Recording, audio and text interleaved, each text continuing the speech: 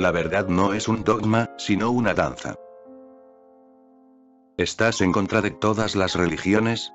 ¿Cuál es su fallo fundamental? Sí, estoy en contra de todas las supuestas religiones, porque no son religiones en absoluto. Estoy a favor de la religión, pero no de las religiones. La verdadera religión solo puede ser una, como la ciencia. No hay una física musulmana, una física hindú, una física cristiana, sería una tontería. Sin embargo, eso es lo que han hecho las religiones, han convertido la Tierra en un manicomio. Si la ciencia es una, ¿por qué no va a ser la ciencia del interior también una? La ciencia explora el mundo objetivo y la religión explora el mundo subjetivo. Su trabajo es el mismo, solo cambia su orientación y su dimensión. En una época más iluminada ya no existirá una cosa como la religión, solo existirán dos ciencias: la ciencia objetiva y la ciencia subjetiva. La ciencia objetiva se ocupa de las cosas, la ciencia subjetiva se ocupa del ser. Por eso digo que estoy en contra de las religiones y no de la religión. Sin embargo, esa religión está todavía en pañales. Las viejas religiones harán todo lo posible para exterminarla, para destruirla. Porque el nacimiento de una ciencia de la conciencia supondrá la muerte de todas esas supuestas religiones que han estado explotando a la humanidad desde hace miles de años. ¿Qué ocurrirá con sus iglesias, con sus sinagogas, con sus templos? ¿Qué ocurrirá con sus sacerdotes, con sus papas, con sus imanes, con sus shankaracharyas y sus rabinos? Es un gran negocio, y ninguno de ellos permitirá fácilmente que nazca la nueva religión. No obstante, ha llegado un momento en la historia de la humanidad en que las viejas religiones están perdiendo poder. El hombre únicamente está respetando de manera formal el cristianismo, el judaísmo, el hinduismo, el islamismo, pero a cualquier persona con un mínimo de inteligencia ya no le interesa esa basura. Puede que vaya a la sinagoga, a la iglesia y a la mezquita por otras razones, pero no serán razones religiosas, serán razones sociales. Conviene dejarse ver por la sinagoga. Es algo respetable, y no tiene nada de malo. Es como entrar a formar parte del Club Rotario o del Club de los Leones.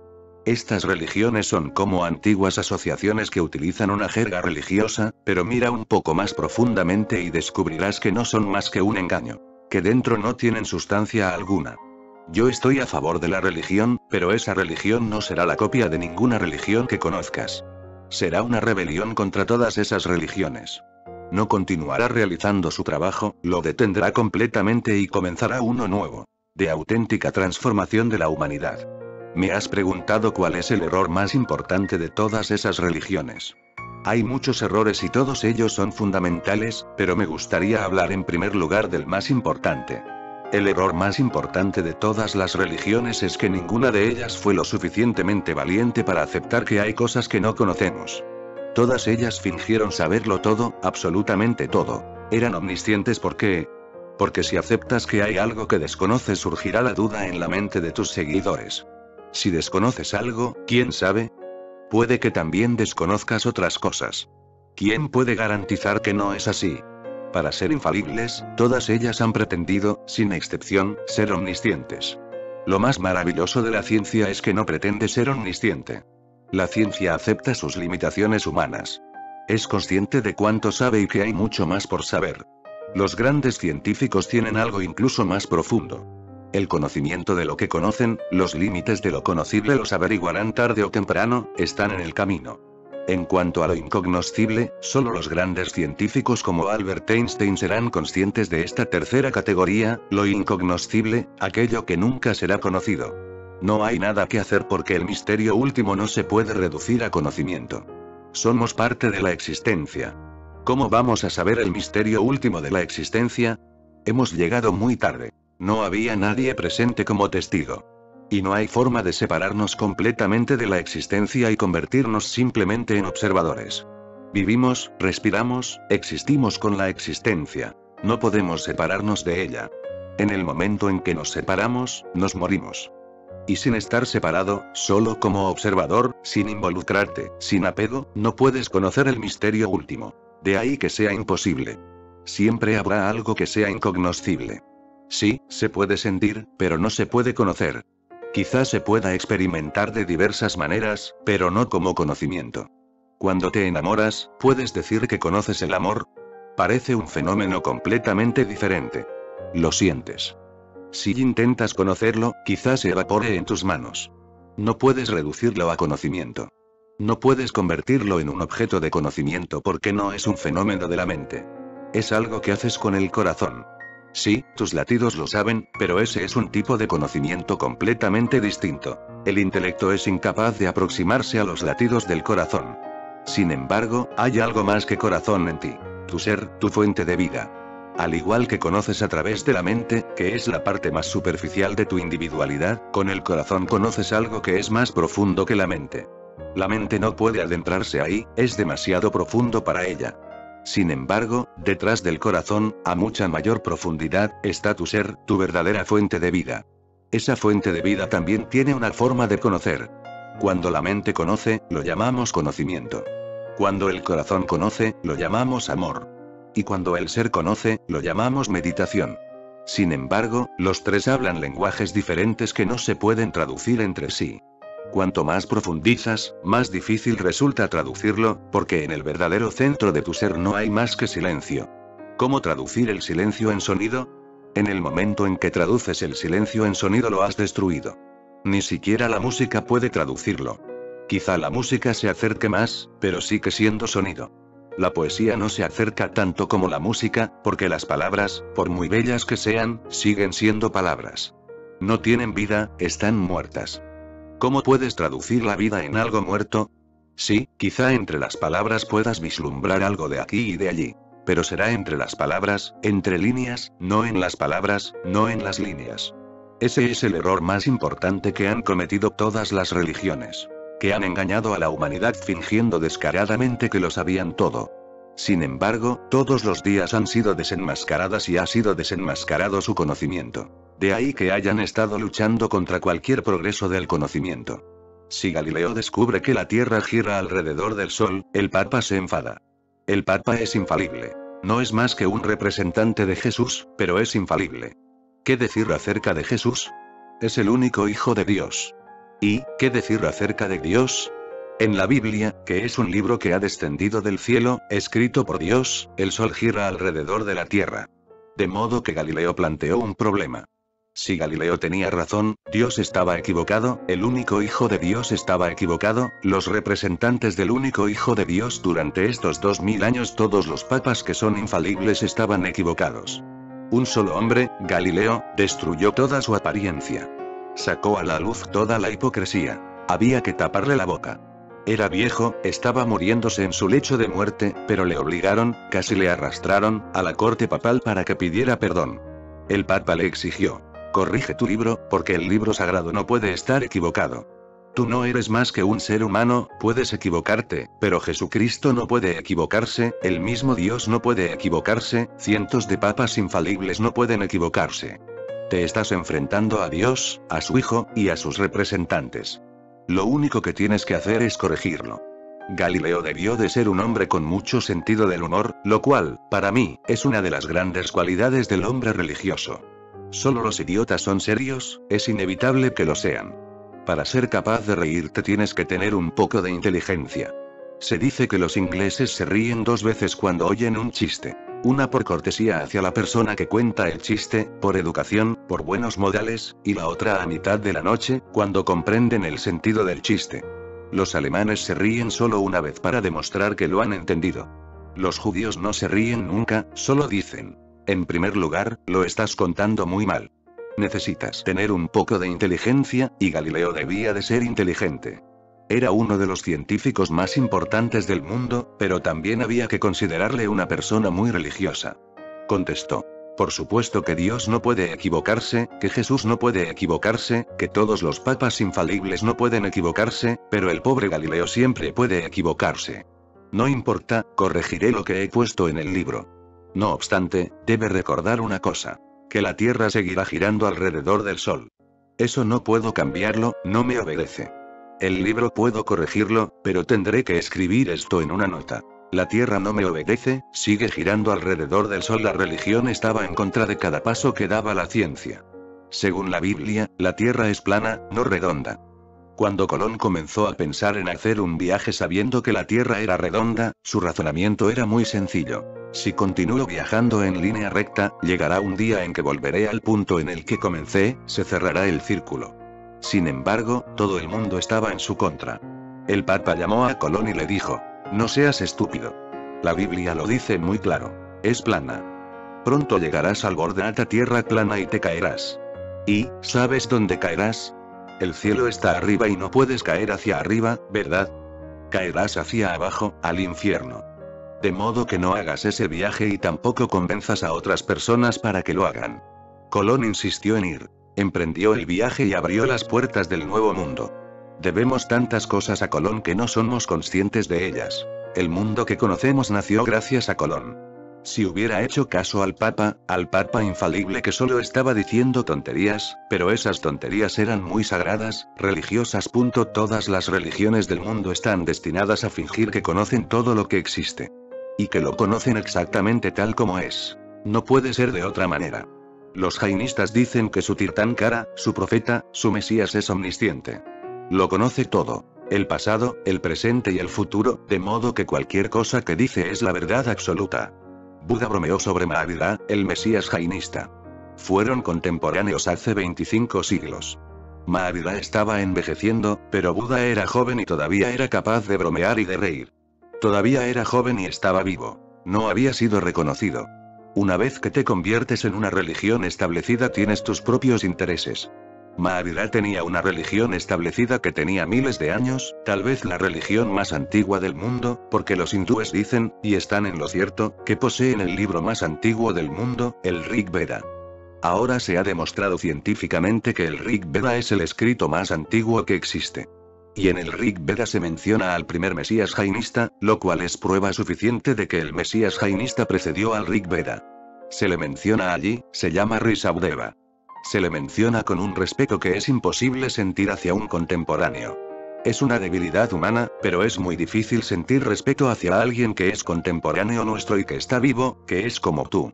Es muy fácil sentir respeto hacia alguien que murió hace mucho tiempo. La manera en la que el Rig Veda recuerda a Rishabdeva es tan respetuosa que parece que hacía al menos 1000 años que estaba muerto, como mínimo, de modo que el jainismo es una religión instaurada desde hace muchísimo tiempo. El budismo estaba comenzando con Buda. Podía permitirse bromear y reírse, de modo que bromeaba acerca de Mahavira y de su omnipotencia, omnisciencia y omnipresencia. Buda dijo: he visto a Mahavira mendigando ante una casa, porque Mahavira vivía desnudo y solía mendigar simplemente tendiendo la mano. Dijo: lo he visto delante de una casa que estaba vacía. No había nadie adentro, y a pesar de eso, los jainistas dicen que este hombre es un conocedor no solo del presente, sino del pasado y del futuro. Buda dijo: vi a Mahavira caminar delante de mí, y le pisó el rabo a un perro.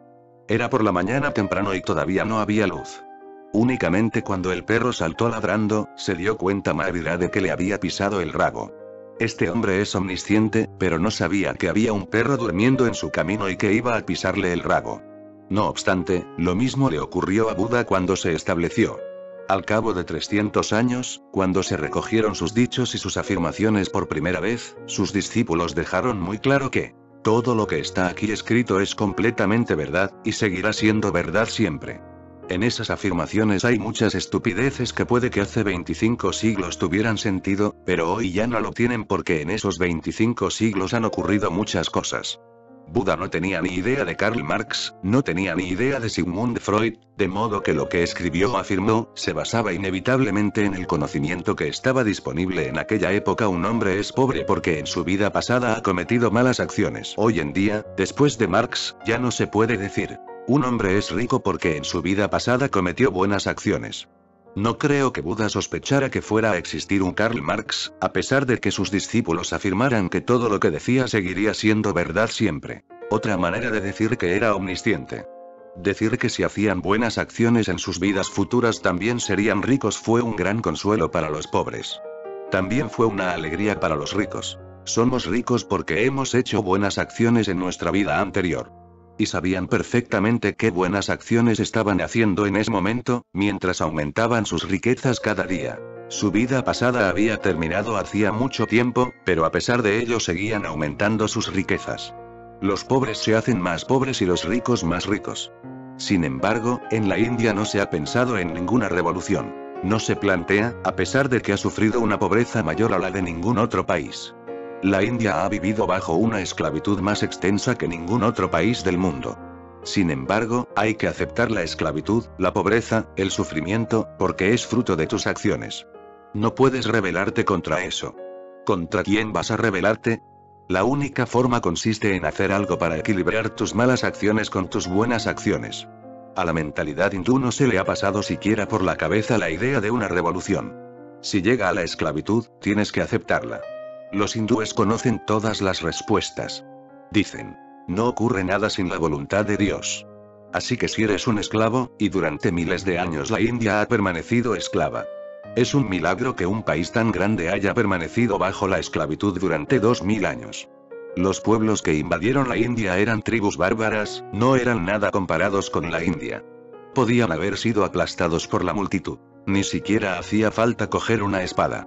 Sin embargo, cualquiera los hunos, los mogoles, los turcos, los musulmanes, los británicos, cualquiera que fuera ambicioso y quisiera invadir la India era siempre bienvenido. Estaba preparada, agradecida de que hubieran ido allí desde tan lejos, de que se hubieran tomado tantas molestias. La razón era que los hindúes conocen la respuesta. Es la voluntad de Dios. Nada ocurre sin la voluntad de Dios, de modo que esta esclavitud es la voluntad de Dios.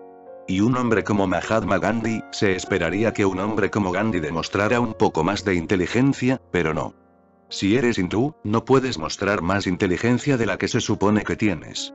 En Bihar, una de las regiones de la India la más pobre, hubo un gran terremoto. Ya era una zona pobre, donde todos los años hay inundaciones. Entonces ocurrió ese terremoto en el que murieron miles de personas. ¿Y qué dijo Gandhi? Dijo, Bihar está sufriendo a causa de sus malas acciones. En el siglo XX, un terremoto, y toda la población de Bihar. Comprendo que hayas explicado a individuos por separado que sufrían a causa de su mal karma, pero que un estado entero sufra a causa de su mal karma. Como si toda esa gente en su vida anterior se hubiera encontrado en ese mismo estado, y todos ellos tuvieran tan mal karma que eso provocara el terremoto. Entonces, ¿el resto de la India no sufrió el terremoto porque tenían buenos karmas en su vida pasada? ¡Qué curioso! Es incluso más raro dado que Bihar es el lugar de nacimiento de Mahavira, de Gautama Buda, de Macaulay Gosal, de Ajit Keshkambal, grandes maestros y grandes profetas. Sin embargo, Bihar está sufriendo a causa de su mal karma. En la India no hay otro estado que haya dado origen a tantos profetas, filósofos, pensadores. ¿Qué puede haber hecho mal Bihar? Pero el hinduismo lo sabe todo. Quiero que tengas presente que el fallo básico que han cometido todas las religiones es que no han sido lo suficientemente valientes para aceptar que su conocimiento es limitado. No han sido capaces de decir en ningún momento, no sabemos. Han sido tan arrogantes que siguen afirmando que saben, y siguen creando nuevas ficciones de conocimiento. Ahí es donde la verdadera religión será diferente, básicamente diferente. Sí, de vez en cuando ha habido individuos que tenían la cualidad de la verdadera religión, por ejemplo, Bodhidharma, uno de los seres humanos más maravillosos. Fue a China hace 1400 años. Permaneció 9 años allí, y junto a él se congregaron seguidores. Sin embargo, no era un hombre que participara de la estupidez de las supuestas religiones. Formalmente era un monje budista, y China ya se había convertido al budismo. Antes de Bodhidharma ya habían llegado a China miles de monjes budistas, y cuando oyeron que llegaba Bodhidharma, se alegraron, porque Bodhidharma era casi como Buda. Ya conocían su nombre mucho antes de que llegara. Incluso el emperador de China, el gran emperador Wu, fue a recibir a Bodhidharma a la frontera entre China y la India. Wu fue el intermediario para transformar toda China al budismo, para convertirla de Confucio a Gautama Buda. Había puesto todo su poder y todos sus tesoros en manos de los monjes budistas. Era un gran emperador. Cuando se encontró con Bodhidharma le preguntó, he estado esperando la ocasión de verte. Soy viejo, pero tengo la suerte de que al final has venido. Llevo esperándote todos estos años. Quiero hacerte algunas preguntas. Lo primero que le preguntó fue, he dedicado todos mis tesoros, mis ejércitos, mi burocracia, todo lo que tengo, a convertir esta inmensa tierra al budismo, y he construido miles de templos en honor de Buda.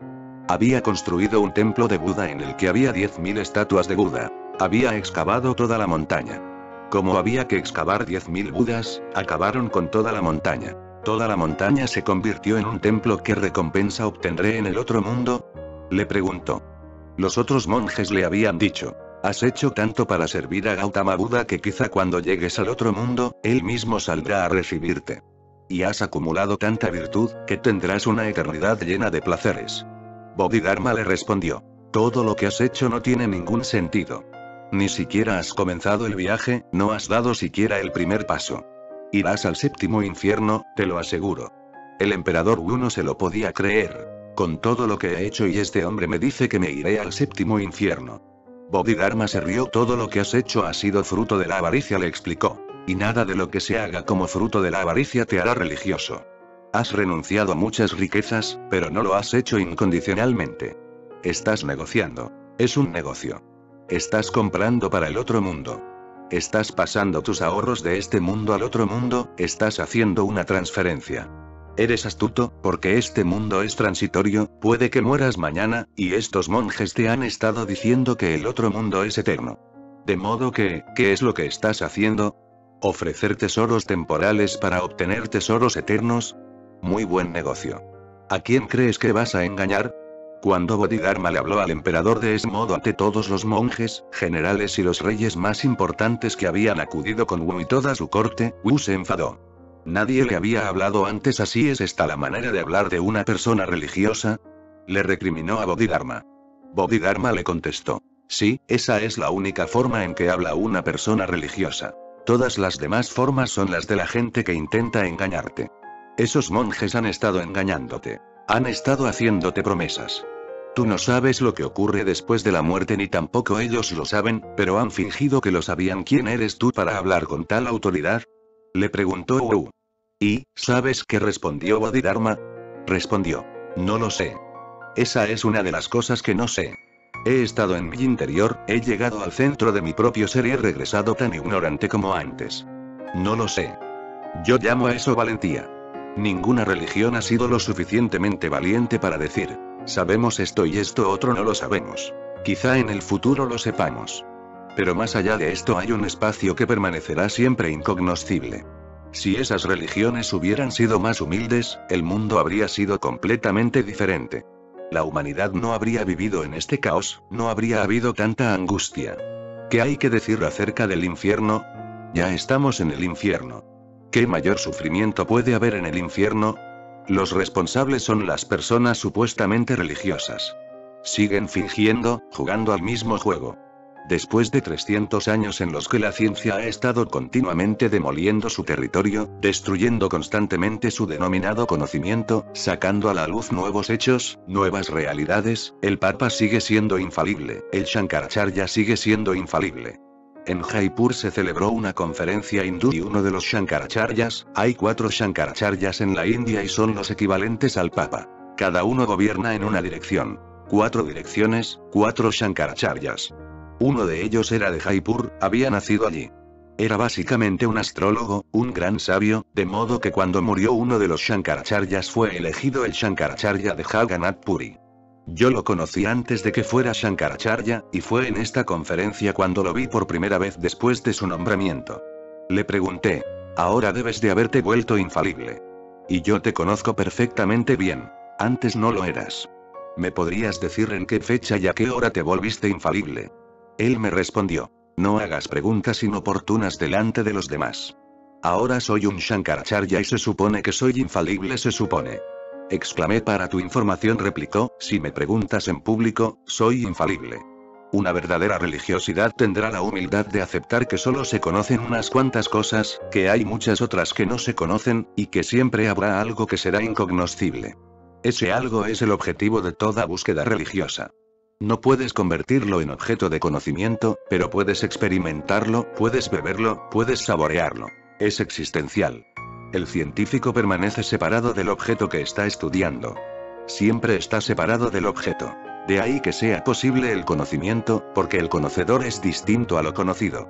Sin embargo, la persona religiosa se mueve en su subjetividad, donde el conocedor y lo conocido son uno. Cuando el conocedor y lo conocido son uno, no hay posibilidad de conocimiento. Sí, puedes danzarlo, pero no puedes expresarlo. Quizá esté en tu caminar, en la manera como caminas. Quizá esté en tu mirada, en tu forma de mirar. Quizá esté en el tacto, en la manera que tocas, pero no se puede expresar con palabras. Las palabras son absolutamente ineficaces en lo que se refiere a la religión. Y todas esas supuestas religiones están llenas de palabras. Para mí no son más que estupideces. Ese es el error fundamental. Sin embargo, también hay otros errores que vale la pena recordar. Por ejemplo, todas las religiones son egoístas. A pesar de que cada religión enseña a sus seguidores a abandonar el ego, a carecer de ego, a ser humildes, la propia religión no es humilde. Es muy arrogante. Jesús dijo: sé humilde, sé manso, pero no sé si te has parado a pensarlo alguna vez. El propio Jesús no es humilde ni manso en absoluto. ¿Qué mayor arrogancia y egoísmo puede haber? Se declara a sí mismo el único Hijo de Dios. Tú no puedes declararte a ti mismo otro hijo de Dios. Ni siquiera un primo, porque Dios no tiene hermanos. No puedes tener ninguna relación con Dios. Esa relación única ya está cerrada. Jesús cerró la puerta. Él es el Mesías y ha venido a redimir al mundo. No parece que nadie esté redimido, y han pasado ya 2000 años. Él mismo murió sufriendo en la cruz, ¿a quién va a redimir? Sin embargo, la idea de voy a redimirte, sígueme ha sido el factor más importante para destruir a la humanidad. Porque todas las religiones dicen que son la única religión verdadera, y todas las demás están equivocadas. Han estado continuamente luchando, matándose las unas a las otras, destruyéndose las unas a las otras. Justo el otro día vi un debate en la televisión. Un rabino, un pastor protestante y un monje católico estaban hablando acerca de mí. Y llegaron a una conclusión. El rabino propuso: ya ha llegado el momento. Tenemos que hacer un esfuerzo para dialogar con este hombre. No podía creérmelo, un rabino hablando con un sacerdote católico y proponiéndole que había que dialogar. ¿Por qué? Había muchos rabinos en la época de Jesús, ¿por qué no hizo falta un diálogo con Jesús? ¿Acaso la crucifixión fue el diálogo? Y aquel estúpido católico estaba de acuerdo. Ni siquiera dijo: tú, siendo un rabino, ¿crees en el diálogo? Entonces, ¿qué ocurrió con Jesús? ¿Fue la crucifixión un diálogo? No, no le preguntó eso. El rabino ni siquiera se preguntó qué era lo que él mismo estaba diciendo. Jesús era judío. Habría sido algo absolutamente correcto para los rabinos mantener un diálogo con un judío. Si se había extraviado, había que devolverlo al camino adecuado. O quizá estuviera en lo cierto, entonces deberían seguir su camino. ¿Pero fue la crucifixión el diálogo? Ni siquiera fue un monólogo. Pero ahora están todos establecidos.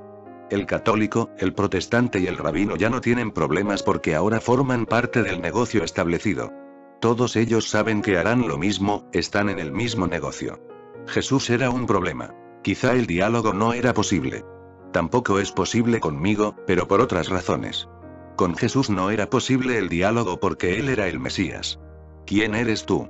El diálogo solo es posible entre iguales. Él es el Hijo de Dios. ¿Quién eres tú? El cuñado. Tienes que ser algo, de lo contrario, ¿qué diálogo va a haber? No, no era posible porque Jesús era tan egoísta que los rabinos sabían perfectamente que no era posible el diálogo. En una o dos ocasiones se acercaron a él. Una vez un rabino le preguntó: ¿con qué autoridad hablas? Él respondió: con mi propia autoridad. Y recuerda, antes de que existiera Abraham, estaba yo. Abraham era el antepasado, el más antiguo. Y Jesús dijo: antes de que existiera Abraham, estaba yo. ¿Qué mayor autoridad quieres? Este hombre dice: bienaventurados los mansos. Sin embargo, él mismo no es manso. Bienaventurados los pobres, bienaventurados los humildes. ¿Pero cuál era la razón? ¿Por qué son bienaventurados? Son bienaventurados porque heredarán el reino de los cielos. Curioso argumento. Aquí pierdes, allí ganas 1000 veces más. ¿Pero qué es lo que ganas? Lo mismo. Aquí eres pobre, allí serás rico. Aquí eres un mendigo, allí serás un rey. ¿Pero cuál es la diferencia cualitativa? Simplemente aquí y allí. Dos espacios diferentes. Y esas personas están intentando ser mansas, humildes y pobres por una sencilla razón: para heredar el reino de Dios. De modo que este hombre está provocando y explotando tu avaricia. Todas las religiones han estado haciendo eso. Mantener un diálogo conmigo también es imposible, pero por otras razones. En primer lugar, no me conozco a mí mismo, sobre eso no hay discusión posible, y esa es la cosa más importante a discutir.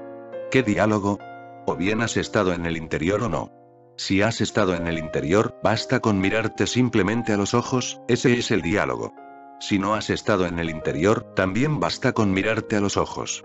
El diálogo termina antes de que comience. Es imposible mantener un diálogo conmigo porque yo no soy un sabio. No puedo citarte las escrituras. Siempre me equivoco en las citas, pero ¿qué más da? No respeto esas escrituras. No creo que sean sagradas.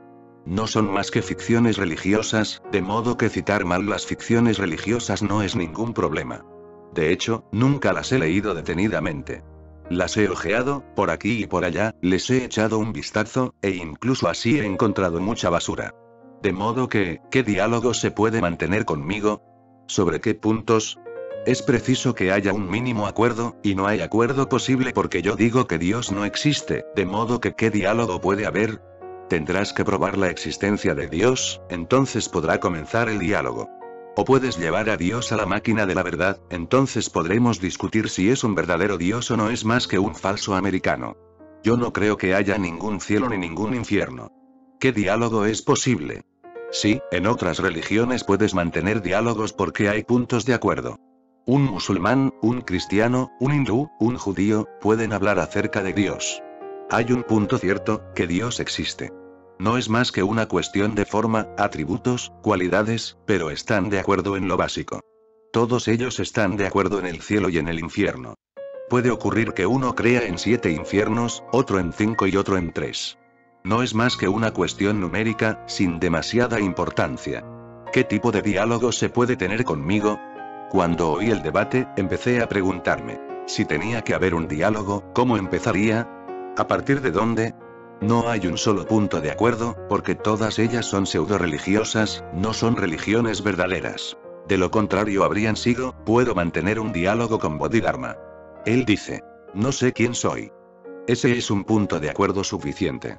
Ya podemos darnos la mano e ir a dar un paseo matutino. No hace falta decir nada más, ya está todo dicho. Al cabo de 9 años, cuando Bodhidharma iba a regresar a la India, reunió a 4 de sus discípulos principales y les dijo, resumid la religión en una sola frase, para que sepa si me habéis comprendido o no. La compasión es religión, dijo el primero. Ese es el mensaje básico de Buda. La compasión tienes mis huesos, pero nada más, replicó Bodhidharma. La meditación.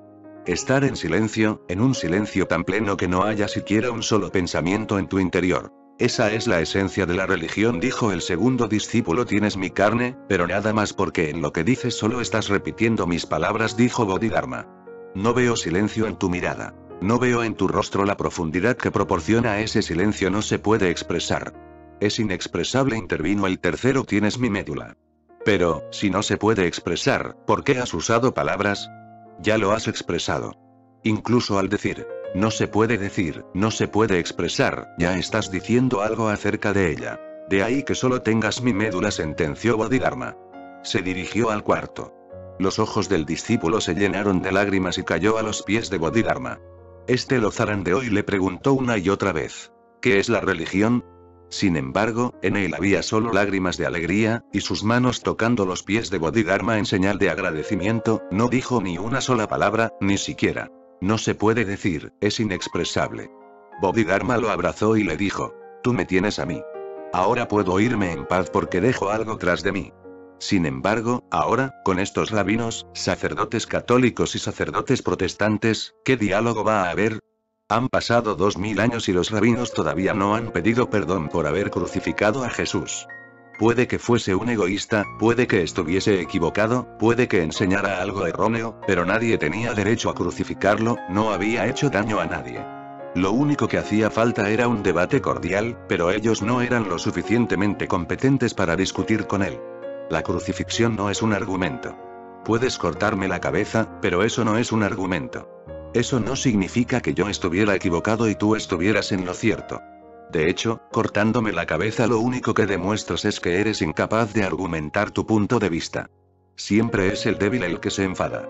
Siempre es el débil el que quiere convertir con la espada. Después de 2000 años todavía me asombra que no haya habido ni un solo rabino que se haya disculpado. ¿Por qué deberían hacerlo? Creen que estaban en lo cierto y que siguen estándolo ahora. Me pregunto qué tipo de católico es ese sacerdote y qué tipo de protestante es ese sacerdote, los que están sentados con el rabino hablando de mí. Deberían hablar en primer lugar de sí mismos, acerca de por qué están sentados juntos. Todas esas personas han sido egoístas. Sin embargo, los rabinos no hacen más que enseñar a las personas a ser humildes, pero ellos mismos son incapaces de pedir perdón. Es imposible. Ni siquiera han mencionado el nombre de Jesús en sus escrituras, en sus libros. No encontrarás ninguna mención a Jesús, a su crucifixión o al nacimiento de la cristiandad en las fuentes judías. Ni siquiera se menciona. Pero lo mismo ocurre con las otras religiones. Mahoma dice: yo soy el único mensajero de Dios. Un solo Dios, un solo mensajero y un solo libro sagrado, el Corán. Si crees en esas tres cosas, es suficiente, estás salvado. Eso me lleva al segundo punto. Todas estas religiones han estado en contra de la duda. Han tenido realmente miedo de la duda. Solo un intelecto impotente puede tener miedo de la duda, de lo contrario la duda es un reto, una oportunidad para preguntar. Han matado toda duda y han forzado en la mente de todo el mundo la idea de que si dudas irás al infierno y sufrirás durante toda la eternidad. No dudes nunca. Lo que hay que hacer es tener fe.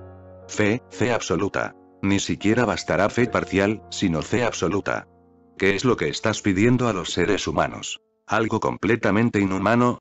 ¿Cómo puede un hombre creer completamente? E incluso aunque intente creer totalmente, eso significa que la duda está ahí. De lo contrario, ¿con qué otra cosa está luchando? ¿Contra qué está intentando creer totalmente? Tiene dudas y la duda no se destruye al creer, se destruye al experimentar. Ellos dicen: cree. Yo digo: explora. Ellos dicen: no dudes. Yo digo: duda hasta el final, hasta que llegues, sepas, sientas y experimentes.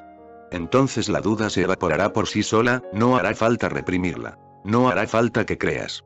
No crees en el sol, no crees en la luna, ¿por qué crees en Dios? No crees en las cosas ordinarias porque están ahí, pero no son la verdad suprema. La rosa está ahí por la mañana, pero por la tarde ha desaparecido.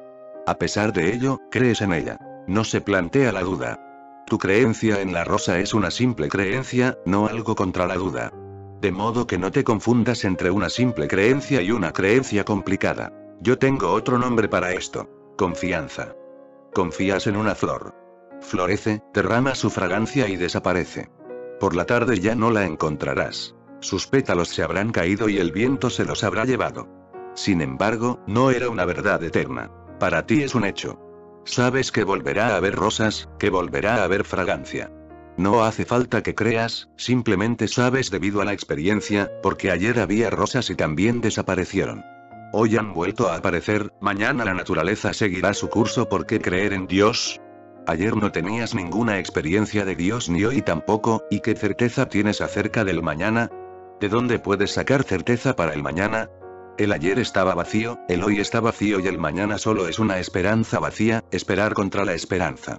Sin embargo, eso es lo que todas esas religiones han estado enseñando, a destruir la duda. En el momento en que destruyes la duda destruyes algo de inmenso valor para la humanidad, porque la duda es lo que ayuda al hombre a buscar y a encontrar. Habrás cortado la verdadera raíz de la búsqueda, ya no habrá búsqueda. Por eso, muy raramente, hay en el mundo una persona que tiene el sentido de lo eterno, que ha respirado lo eterno, que ha encontrado el pulso de lo eterno. Pero ocurre en muy contadas ocasiones. ¿Y quién tiene la culpa? Todos vuestros rabinos, vuestros papas, vuestros shankaracharyas y vuestros imanes. Son responsables porque han cortado la raíz de la búsqueda. En Japón cultivan un árbol muy extraño. Tienen árboles de 300 o 400 años, y que miden 12 centímetros de altura. 400 años. Si ves el árbol, es antiquísimo, pero completamente enano. 12 centímetros. Y, lo consideran un arte. Lo que han estado haciendo es cortarle las raíces. La maceta en la que está el árbol no es profunda, de modo que de vez en cuando sacan el árbol y le cortan las raíces. Si le cortas las raíces, el árbol no puede crecer. Crece en edad, pero no en altura. Se hace cada vez más viejo, pero lo has destruido. Podría haberse convertido en un gran árbol, porque la mayoría de esos árboles son árboles Bo. Japón es un país budista, y Gautama Buda halló la iluminación bajo un Bo. El árbol de Bo también se llama Bo en español, porque bajo él Gautama Buda se convirtió en un Buda, alcanzó el Bodhi, la iluminación. El nombre completo es Bodhi, pero normalmente se le denomina Bo. De modo que todos esos árboles son Bo. Pero ningún Buda puede sentarse bajo esos Bo. Al podar esos Bo has impedido que quién sabe cuántos Budas se hayan convertido en Budas. El árbol bajo el cual se iluminó Buda era tan grande que bajo él podían descansar 1000 carretas de bueyes. Era realmente grande. Todavía está vivo. Evidentemente, no es el mismo árbol sino una rama de este. Los musulmanes lo destruyeron. No podían tolerar que hubiera un árbol bajo el cual alguien pudiera volverse mucho más grande que Mahoma. Quemaron el árbol, lo destruyeron completamente. Sin embargo, uno de los emperadores de la India, Asoka, envió una rama del árbol a Ceilán como regalo a través de su hija, Sanghamitra, que se había hecho Sanyasin. Sanghamitra llevó aquella rama de Bo a Ceilán y de ella creció otro árbol, y de ese Bo se trajo de vuelta otra rama y se puso en el lugar en el que Buda halló la iluminación. Forma parte del mismo árbol, pero es la tercera generación. Sin embargo, lo que están haciendo estas personas en Japón es algo significativo. Es lo que las religiones han hecho con el hombre. Han estado cortándote las raíces para que no pudieras crecer. Solo creces en edad. La primera raíz que cortan es la duda. Entonces dejas de buscar. La segunda raíz que cortan hace que te vuelvas contra tu propia naturaleza, condenan tu naturaleza. Obviamente, si condenan tu naturaleza, ¿cómo puedes conseguir que tu naturaleza fluya, crezca y tome su propio curso como un río? No, no permiten que seas como un río, moviéndote en zigzag. Todas las religiones te han convertido en una vía de tren. Corres sobre raíles, de una estación a otra. Y principalmente yendo y viniendo de una estación a otra, sin ir a ningún lado, pero sobre raíles. Llaman a esos raíles disciplina, control, autocontrol. Las religiones han hecho tanto daño que es casi incalculable. Sus vasijas de pecado están llenas, rebosantes. Solo hace falta lanzarlas al Pacífico, a 8000 metros de profundidad, tan profundas que nadie pueda encontrarlas y vuelva a comenzar otra vez el mismo proceso estúpido. Las pocas personas inteligentes que hay en el mundo deberían liberarse de todo lo que sus religiones les han hecho sin que ellos se dieran cuenta. Deberían purgarse completamente de judaísmo, hinduismo, cristianismo, jainismo, budismo. Deberían estar completamente limpias. Ser humanos es suficiente. Acéptate a ti mismo. Respétate a ti mismo. Permite que tu naturaleza tome su propio curso. No la fuerces, no la reprimas duda. Porque la duda no es un pecado, es un signo de tu inteligencia. Duda y sigue buscando hasta que encuentres. Puedo asegurarte una cosa. Todo aquel que busca, encuentra. Es totalmente cierto, nunca ha sido de otra manera. Nadie que haya buscado de verdad ha acabado con las manos vacías.